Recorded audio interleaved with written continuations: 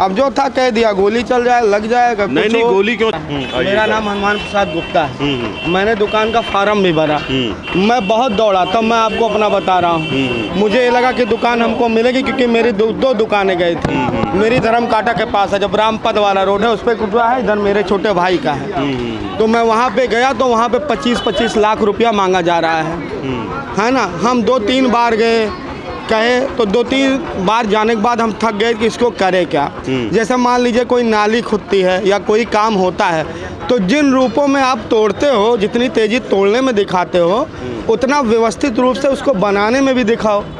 जैसे हम अपना घर तोड़ रहे हैं, देखिए तोड़ रहे हैं लोग ना, इतना व्यवस्थित है, इतनी तेज बनाने में लगे, क्योंकि इनका घर है, इनको परेशानी है, तो ये महसूस करते हैं, है ना। तो उतनी जल्दी बना, जैसे आपका कोई चीज़ प्रोजेक्ट है तो आप जितनी जल्दी तोड़ रहे हो, उतनी जल्दी जो अव्यवस्थाएं हैं, जो दुख है, जो तकलीफ़ें हैं, उनको भी आप सिस्टमेटिक रूप से करो ना। क्या नेताओं को इतना भी ज्ञान नहीं है?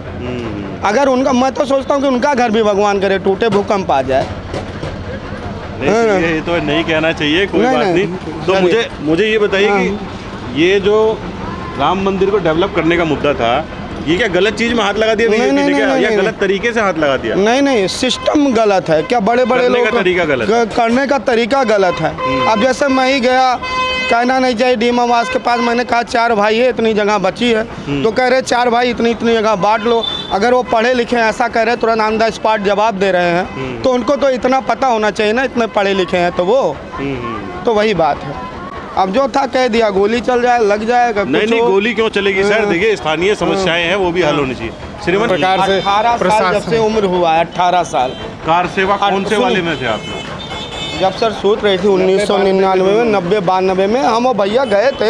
हालांकि पूरी तरह उसमें सम्मिलित नहीं हुए थे, लेकिन उतनी दूर तक गए थे। ये नहीं कहेंगे, जो सत्य है वो बोलेंगे। कहने का मतलब, लेकिन जब से 18 साल पूरा हुआ है, जब से इंसान को वोट देने का अधिकार मिलता है, उस समय से ये दिल से कह सकता हूँ, अभी तक मैंने किसी भाजपा के सिवा किसी को वोट नहीं दिया। और मैं मंदिर बनने से बहुत खुश हूँ। आपके माध्यम से मंदिर बनने से बहुत खुश हूँ। मंदिर बनने से बहुत खुश हूँ। राम जी यहाँ हुए, उसकी वजह से उनके काम सारनी है, हर समय सफाई होती है, सारी चीज़ की व्यवस्थाएं हो रही है, देख रहे हैं वो।